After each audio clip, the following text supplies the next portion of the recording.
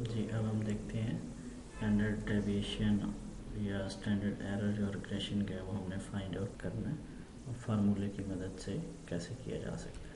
ये हमारे पास एक एग्जांपल है जिसमें हमने standard error of estimate y on x find out करना है। डाटा हमारे पास गिवन है x एंड y के फॉर्म में। अगर आप रिकॉल करें तो स्टैंडर्ड एरर ऑफ एस्टिमेट का ये हमारे पास formula y minus Y hat whole square divided by n-2 sample के लिए, ठीक है।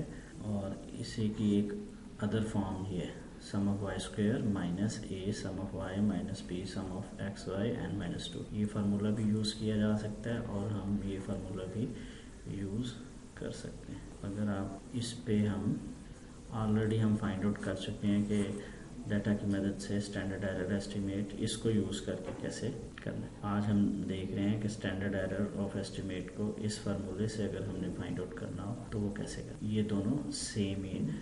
अगर आप थोड़ा सा टेक्निकली देखें तो ये मेरे पास था y माइनस वाई हैट और होल स्क्वायर, और अगर ये y हैट देखें तो इसका फार्मूला हमारे पास होता है a प्लस बी एक्स। अगर ये y माइनस ए माइनस बी एक्स इस तरह का कुछ फार्मूला बन जाता है और इसका स्क्वायर है, इस स्क्वायर को सारे को एक्सपेंड करें, फिर एंड पे सम लें और फर्दर इसको सिंप्लीफाई करें जो कि 2-3 स्टेप्स में है।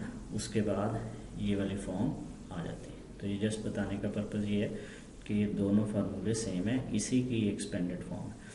फ़ायदा क्या कि इसमें हमने टेबल बनाया था, कैलकुलेशन करनी पड़ी थी, तो इसमें काफ़ी सारी कैलकुलेशन जो हैं वो शॉर्ट हो चुकी होती हैं। तो दोनों तरीके से ही हैं। अगर कहीं क्वेश्चन में मेंशन हो कि इससे करें तो आप ये वाला अडॉप्ट कर लें, अगर ये मेंशन किया गया तो इससे सॉल्व करें, अगर कोई मेंशन नहीं किया गया हुआ then it's your choice, you can choose this one और दिस वन। नेक्स्ट स्लाइड पे आते हैं। हमारे पास सबसे पहले तो इसमें हमें ये पता चल गया कि हमने रिग्रेशन लाइन फिट करनी है y is equal to A plus B X, और इसमें a और b दोनों अननोन है। तो a का फार्मूला आप कई दफ़ा देख चुके हैं, y बार माइनस बी एक्स बार। इसके लिए हमें x चाहिए, x बार चाहिए और y बार चाहिए। और इसी तरह b का फार्मूला देखें तो b का ये फार्मूला भी आप ऑलरेडी यूज़ कर चुके हैं। इसमें देखें तो इसमें आपको ये 5 वैल्यूज़ चाहिए होती हैं।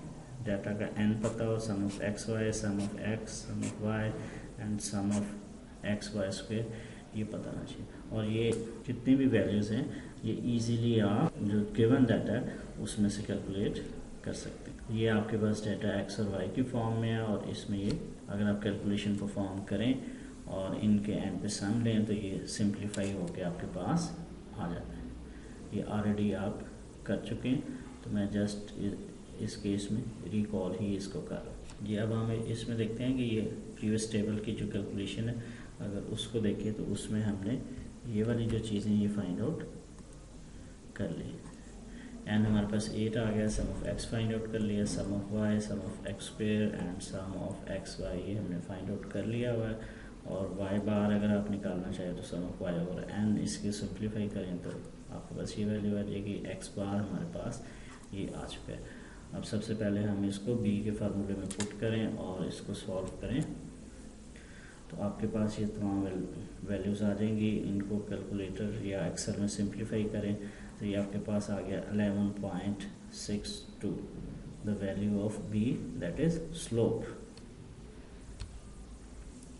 इसी तरह a के फार्मूले में ये वैल्यूज़ पुट करें और इसको सिंप्लीफाई करें। सिंप्लीफाई करने के बाद the value of Y intercept that is a should be 54.92। ये ऑलरेडी हम काम कर चुके हैं, उसी को हमने रिपीट किया है इस क्वेश्चन में। तो फाइनल मेरे पास a और b की वैल्यूज अगर पुट करें तो y hat the estimated line is 54.92 plus 11.62 into x. तो अब हम इसका standard error of estimate find out करते हैं। सबसे पहले आपको ये इस फार्मूले का पता होना चाहिए, और फार्मूले में अगर देखें तो आपको सम ऑफ वाई स्क्वायर चाहिए और यहाँ पर आपको a चाहिए, सम ऑफ वाई चाहिए, b चाहिए, सम ऑफ एक्स वाई चाहिए। तो ये आपके पास ये सारी वैल्यूज़ पिछले टेबल में हमने कैलकुलेट करके ऑलरेडी निकाल चुके हैं और एन आपके पास ये। अब अगर इन वैल्यूज़ को मैं यहाँ पे आपके लिए प्लग इन करने की। सम ऑफ वाई स्क्वेयर मेरे पास आ जाएगा 132492 माइनस ये मेरे पास है 54.92। देन मेरे पास है sum of Y that is 3205 minus b is 11.62 and into sum of x y it is 98550 even 8 minus 2।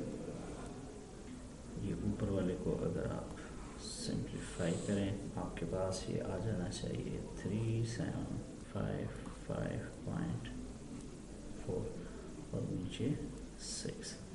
अब इनको डिवाइड करें और अगर उसके बाद स्क्वायर रूट लें आपके पास फाइनल आंसर शुड बी 25.02। तो ये मेरे पास आ गया स्टैंडर्ड एरर ऑफ एस्टिमेट। ठीक हो गया जी। तो रिकैप कर लेते हैं। इसमें आपके पास x और y की फॉर्म में गिवन डाटा होगा। आपने सबसे पहले y hat y equation find out करनी है। उसके लिए a और b आप रेगुलर जिस तरह फाइंड आउट करते हैं वो कर लिया। उसके बाद आपको स्टैंडर्ड एरर ऑफ एस्टिमेट का फार्मूला बताना चाहिए। ठीक है, फार्मूला पता होने के बाद उसमें आपने वैल्यूज़ को पीजीवी पुटिंग द वैल्यूज़ और सिंप्लीफाई करना है। आपके पास एक फाइनल आंसर है। Thank you so much.